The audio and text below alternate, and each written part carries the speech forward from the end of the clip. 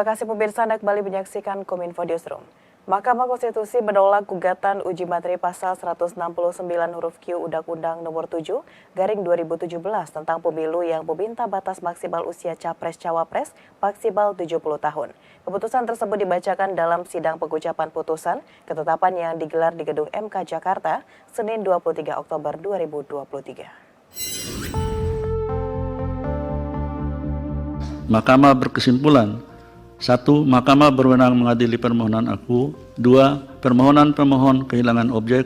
3. Kedudukan hukum pemohon dan pokok permohonan tidak dipertimbangkan.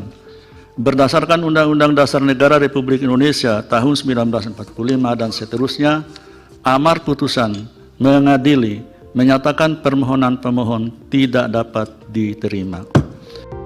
Ketua Mahkamah Konstitusi Anwar Usman memimpin sidang pengucapan putusan ketetapan tentang batas usia maksimal Capres-Cawapres 70 tahun bersama 8 hakim MK yang hadir diantaranya Saldi Isra, Suhartoyo, Arif Hidayat, Madahan Sitompul, Wahiduddin Adams, Edi Nurbaningsi, dan Daniel Yusmanfu.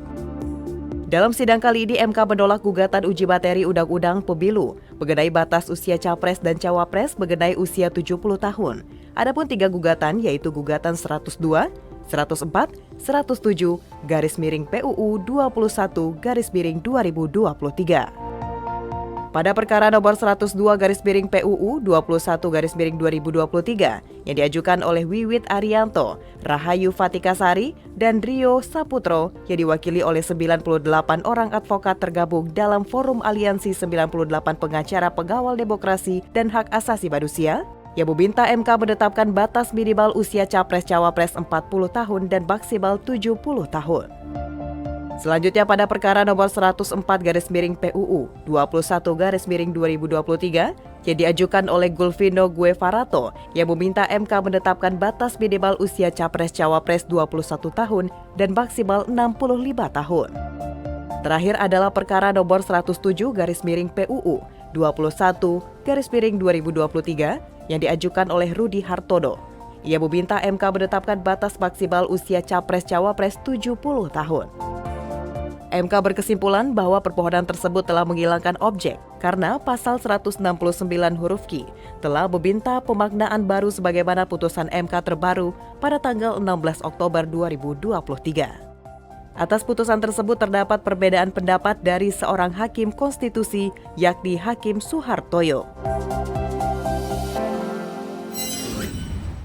Badan Aksesibilitas Telekomunikasi dan Informatika Kementerian Kominfo melakukan pemberhentian kontrak lebih awal dengan Konsorsium Nusantara Jaya terkait proyek pembuatan hot backup satelit sebesar 5,2 triliun rupiah.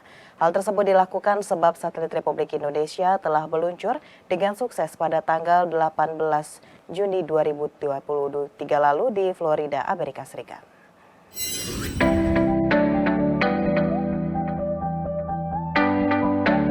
Kontrak proyek pembuatan hot backup satelit sebesar 5,2 triliun rupiah yang digarap oleh Bakti Kominfo dengan Konsorsium Nusantara Jaya di stop lebih awal karena satelit Republik Indonesia atau Satria 1 meluncur dengan sukses. Ketua Satuan Tugas Bakti Kominfo Sarwoto Atmo Sutarno mengatakan, keputusan tersebut diambil setelah mempertimbangkan aspek urgensi, anggaran, kemajuan kontrak, dan risiko operasional Satria. Dengan anggaran sisanya akan direalokasikan untuk perluasan dan peningkatan akses dan konektivitas digital nasional. Ia memastikan bahwa manajemen Bakti telah melakukan mitigasi risiko atas kebutuhan layanan internet di lokasi-lokasi layanan publik, serta mengkoordinasikan pengakhiran ini dengan kemitraan Nusantara Jaya. Selain itu, Sarwoto juga menekankan bahwa Bakti Kementerian Kominfo juga mempedomani aspek tidak adanya kerugian negara yang timbul akibat pengakhiran kontrak hot backup satelit tersebut. Lebih lanjut, Sarwoto menyampaikan bahwa proyek hot backup satelit merupakan proyek yang dirancang untuk dapat beroperasi sebelum atau paling lambat bersamaan dengan proyek kerjasama pemerintah Badan Usaha Satelit Multifungsi Pemerintah Satelit Republik Indonesia dengan catatan mengalami anomali ketika meluncur. Namun, faktanya pada tanggal 18 Juni 2023 dari Florida, Satria 1 berhasil meluncur dan saat ini tengah dalam perjalanan menuju orbit di 146 bujur timur. Adapun saat ini Bakti Kominfo juga tengah fokus untuk pemanfaatan Satria 1 secara optimal karena akan segera beroperasi pada awal tahun 2024.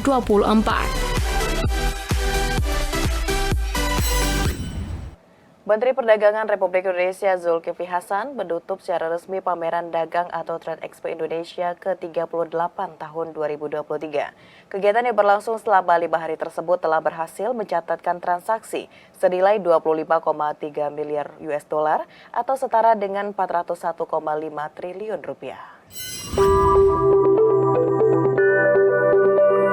Menteri Perdagangan Zulkifli Hasan mengatakan total transaksi yang berhasil dibukukan pada ajang Trade Expo Indonesia ke-38 hingga hari kelima, Minggu pukul 11 waktu Indonesia Barat, mencapai 25,3 miliar US dollar atau setara dengan 401,5 triliun rupiah. Secara rinci, total transaksi tersebut terdiri atas transaksi barang dan jasa senilai 22,49 miliar US dollar dan transaksi investasi sebesar 2,81 miliar US dollar di bidang alat kesehatan dan kerjasama pendidikan dengan China.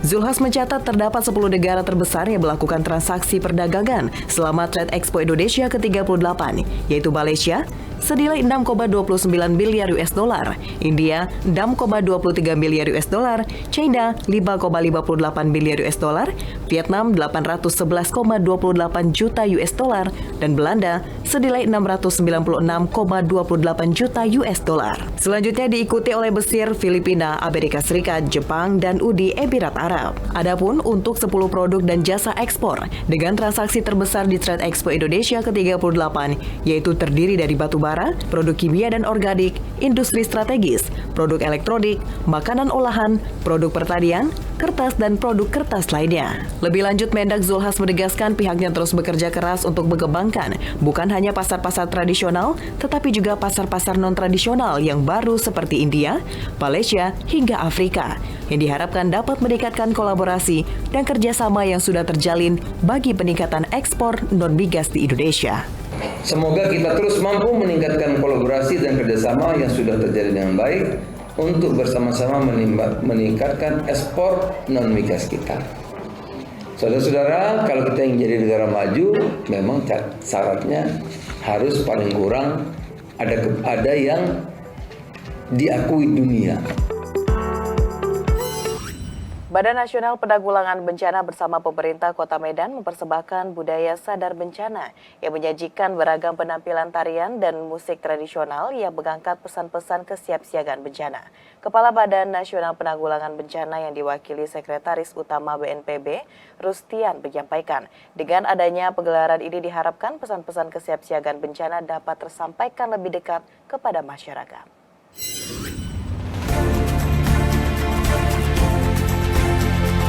Badan Nasional Penanggulangan Bencana mengapresiasi pemerintah Kota Medan yang dinilai masif melakukan upaya mitigasi bencana Medan.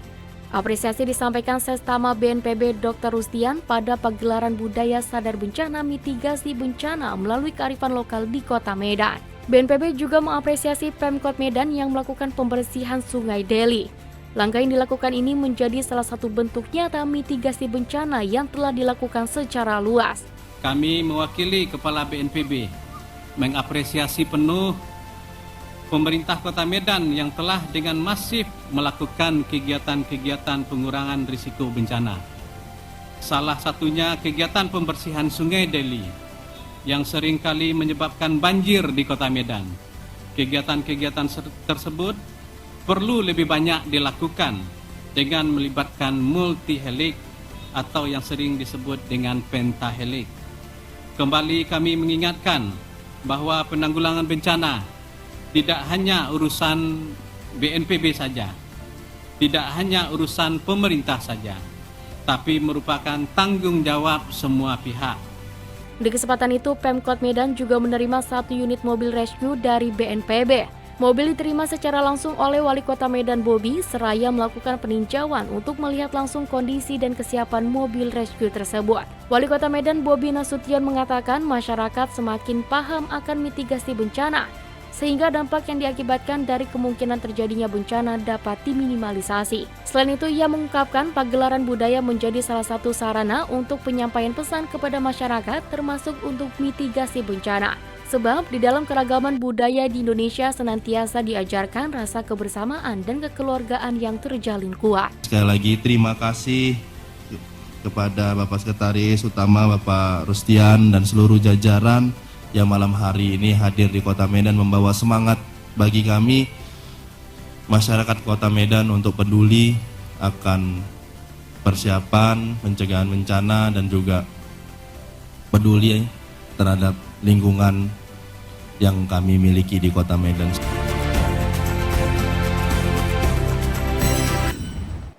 Pemirsa, usai jeda kami akan mengajak Anda untuk berdialog mengenai pentingnya literasi digital bagi siswa sekolah dasar. Sesaat lagi.